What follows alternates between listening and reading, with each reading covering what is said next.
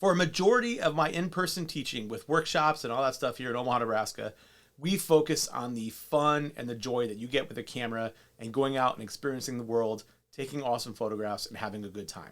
The magic of the X100V is its ability to be a photographic powerhouse, right? You get a modern, awesome sensor with a really great f2 lens, and you get that and combine it in a package that's just fun to use and enjoyable to take out and take pictures of everyday stuff, all the way to like some serious landscape photography if you want to, or street photography.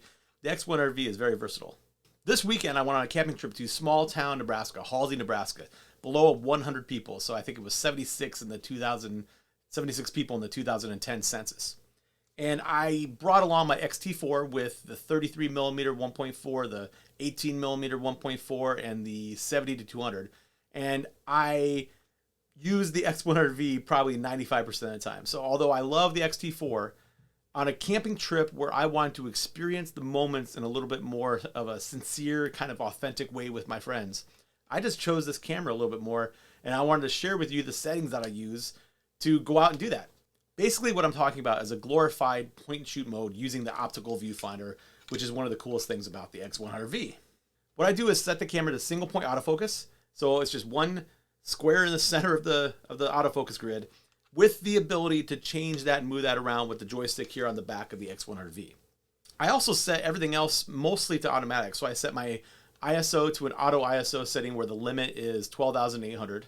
And I also have my shutter speed set on automatic and my aperture for the most part set on automatic. However, I reserve the ability to quickly on the X100V just change over to f2 when I want to get close to something and get some shallow depth field, and then I could back to automatic focus or automatic aperture when I'm doing a lot of other stuff.